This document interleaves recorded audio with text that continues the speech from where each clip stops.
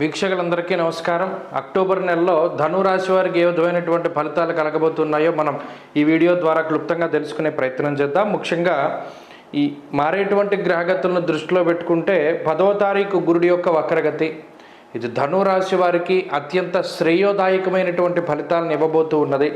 అలాగే 13వ తారీఖు శుక్రుని యొక్క మార్పు ఇది సాధారణమైనటువంటి స్థితి. 18వ తారీఖు రవి యొక్క మార్పు ఇది ధనురాశి వారికి చాలా గొప్ప యోగాన్ని కలిగించబోతూ ఉన్నది. అలాగే 21వ తారీఖు కుజుడు మార్పు అయితే ఇది అష్టమ కుజుడుగా కుజుడు కొంతకాలం పాటు ఆయన తన ఫలితాన్ని ఇస్తూ ఉన్నారు కాబట్టి ఈ కుజుడు యొక్క మార్పు కొంత ప్రతికూలము.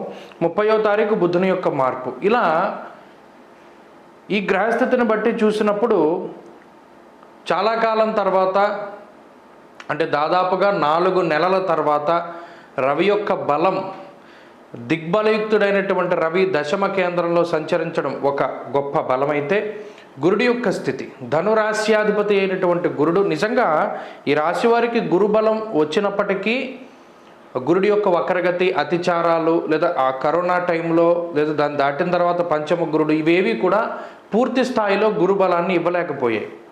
ఇప్పుడు వక్రగతిలో ఉండేటువంటి గురుడు ధనురాశి వారికి ఒక గొప్ప ఉపకారాన్ని చేయబోతూ ఉన్నారు. నిజంగా ఇది భగవంతుడిచ్చినటువంటి ఒక గొప్ప అదృష్టంగా భావించవచ్చును. ఎందుకంటే అటు గురుడి యొక్క అనుకూలత రవి యొక్క అనుకూలత రెండు ఒకేసారి ఒకే నెలలో లభిస్తూ ఉండడం, అది కూడా ఒక వారం రోజుల వ్యవధిలో రావడం అనేటువంటిది ఒక శుభ పరిణామంగా చెప్పచ్చు.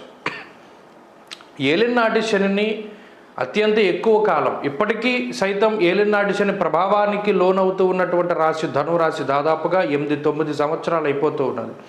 అయినప్పటికీ ఆ బాధలు వదిలిపెట్టడం లేదు. అర్ధాష్టమ రాహువు కొంత ఇబ్బంది పెడుతూ ఉన్నటువంటి తరుణంలో అయితే అనుకోవచ్చు అష్టమ కుజుడు ఇబ్బంది పెడతారేమో అనేటువంటి విషయాన్ని కనుక మనం పరిశీలన చేస్తే ఇక్కడ గురుబలం రవిబలం ముందు కుజుడు అష్టమ కుజుడుగా కొంత నీచక్షేత్రం అయినప్పటికీ ఇక్కడ ఉచ్చ నీచలతో సంబంధం ఏం లేదు. గోచారంలో ఆయన ఇచ్చేటువంటి ఫలితం ఆయన ఇస్తారు. అయినప్పటికీ కూడా గురుబలం రవిబలం రావడం వల్ల అలాగే శుక్రుడి లాభస్థాన స్థితి బుధుని యొక్క లాభస్థాన స్థితి పరిపూర్ణంగా ఉండడం వల్ల మెజారిటీ ఆఫ్ ప్లానెట్స్ అనుకూలత వల్ల ఇది యోగాన్ని కలగజేస్తుంది.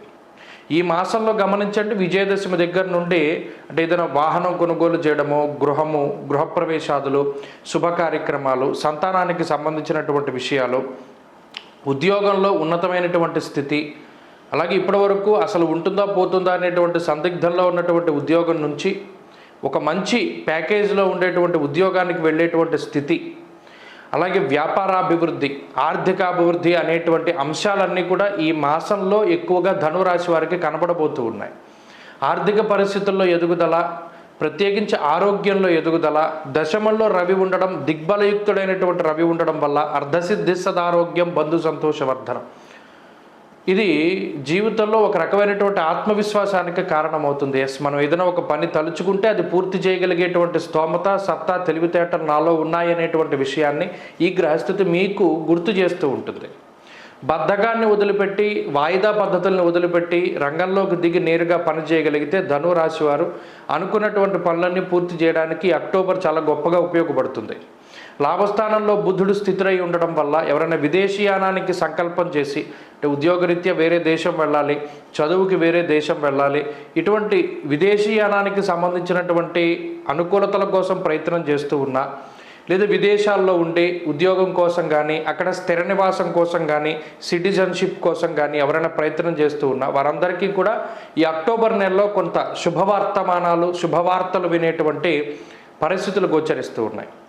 అలాగే ప్రత్యేకించి సంతాన పరంగా ఏదైనా సమస్యలు ఎదుర్కొంటూ ఉన్నటువంటి ధనురాశి వారికి ఆ సంతానం తాలూకు ఇబ్బందులు తొలగింపబడడం అలాగే కుటుంబాభివృద్ధి కలగడం కుటుంబ సభ్యుల యొక్క ఆరోగ్యం మెరుగుపడడం లాంటి అంశాలన్నీ కూడా ఒక పాజిటివ్గా మనం చూడవచ్చును. మరి నెగిటివ్లే లేవా అంటే అన్నీ పాజిటివ్లే ఉన్నాయండి అనుకుంటే కొంత ఇబ్బంది కూడా ఉన్నది. గ్రహస్థితి ఎప్పుడూ కూడా శుభాశుభాల యొక్క మిశ్రమం కాబట్టి ఇక్కడ అర్ధాష్టమ రాహువు అష్టమ కుజరాహువుల యొక్క ఇంపాక్ట్ ఉన్నప్పుడు మెయిన్ హెల్త్ పరంగానే చాలా కాన్షియస్గా ఉండాలి. అలాగే ఇక్కడ కుజరాహువుల యొక్క స్థితి వల్ల మోసపోయేటువంటి పరిస్థితి ఉంటుంది. థర్డ్ పార్టీ వల్ల లేదా మూడవ వ్యక్తి వల్ల మోసపోయేటువంటి అవకాశాలు అధికంగా ఉంటాయి. కాబట్టి ఎక్కడా నమ్మి డబ్బు ఇవ్వడం కానీ లేదా ఎవరినైనా నమ్మి వారికి ఏదైనా ఒక సలహా లేకపోతే ఒక రహస్యాన్ని చెప్పడం కానీ ఇటువంటివి కూడా చేయకూడదు. ప్రవాసం కార్యహాని స్యాత్, కాసరోగం ప్రపీడనం అంటూ ఉన్నది శాస్త్రం. అలాగే చిత్తభ్రంశం, వాతరోగం, స్త్రీమూలస్య ధనక్షయం అంటూ ఉన్నది శాస్త్రం. అనగా ఇవన్నీ కూడా కొంత అనవసరమైనటువంటి ధన వ్యయాన్ని, మరి ముఖ్యంగా మోసపోయి ధనాన్ని కానీ పరువును కానీ కోల్పోయేటువంటి స్థితులకి అది కారణమవుతోంది. కాబట్టి వాటి పరంగా జాగ్రత్తలు తీసుకోవాలి.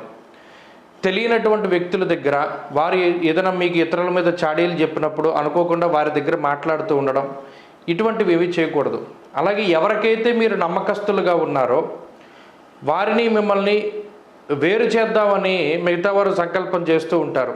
అలాగే ధనురాశి వారి యొక్క బలాబలాలు ఏంటి తెలుసుకొని ఆ బలం మీద దెబ్బ కొడదామని మిగతా వారు ప్రయత్నం చేస్తూ ఉంటారు. ఎక్కడా కూడా మీరు దానికి లొంగకుండా విచక్షణని కలిగి ఉండి, యుక్తాయుక్త విచక్షణను కలిగి ఉండి, ఎప్పుడూ కూడా చెప్పుడు మాటలు వినకుండా, అలాగే ఎవరి మీద కూడా చాడీలు చెప్పకుండా, రహస్యాన్ని బట్టబయలు చేయకుండా చాలా జాగ్రత్తగా పొదుపుగా మాట్లాడుతూ ఉండడం ద్వారా ఈ మాసంలో మంచి ఫలితాన్ని సాధించగలుగుతారు. అలాగే ఈ నెలలో ధనలాభం ఉన్నది, భూలాభము, గృహలాభము, వస్తు వస్త్ర వాహనాలకి సంబంధించినటువంటి కొనుగోలు కనబడుతూ ఉన్నాయి. ఉద్యోగ మార్పు ఉన్నది, ఉద్యోగంలో మంచి స్థాయిలోకి వెళ్ళడానికి అవకాశం ఉంటుంది. వ్యాపార పరిస్థితులు బాగున్నాయి. విద్యార్థులకి ఇది చాలా మంచి సమయం. ఎవరైనా విదేశాల్లో చదువుకోవాలి అన్నా, లేదా అక్కడ ఏదైనా ఇబ్బందులు పడుతూ ఉండి మంచి జరగాలని కోరుకుంటూ ఉన్న విద్యార్థులకి అక్కడ ఉద్యోగం లభించడానికి కూడా అవకాశం ఉంటుంది. స్త్రీలకు సైతం ఇదే గ్రహస్థితి అన్వయం అవుతూ ఉన్నది. ప్రత్యేకించి శుక్రుని యొక్క మార్పు కలిగినప్పటి నుండి కొంత ఖర్చు ఎక్కువ అవుతుంది 13వ తారీఖు దాటిన తర్వాత. అయితే అప్పుడే గురుడు మారుతారు కాబట్టి అది శుభమూలకంగా ధన వ్యయాన్ని మనం దాన్ని సూచిస్తూ ఉన్నది. కాబట్టి ఈ మాసంలో ప్రత్యేకించి ధనురాశి వారు ఇంకా మంచి ఫలితాలు సాధించడానికి కుజరాహువుల యొక్క దోషమే ప్రధానంగా ఇబ్బంది పెడుతోంది. కాబట్టి సుబ్రహ్మణ్యారాధన ఎక్కువగా చేస్తూ ఉండాలి. ప్రత్యేకించి జంట సర్పాల విగ్రహాలకి అభిషేకం చేస్తూ ఉండడం, మంగళవారం నాడు సర్పసూక్తంతో సుబ్రహ్మణ్యేశ్వర స్వామికి అభిషేకం చేసుకుంటూ ఉండడం, అలాగే ఎక్కువ సుబ్రహ్మణ్య భుజంగ స్తోత్రాన్ని కానీ లేదా సుబ్రహ్మణ్యారాధన కానీ చేస్తూ ఉండడం మంచి ఫలితాన్ని ఇస్తుంది. స్వస్తి.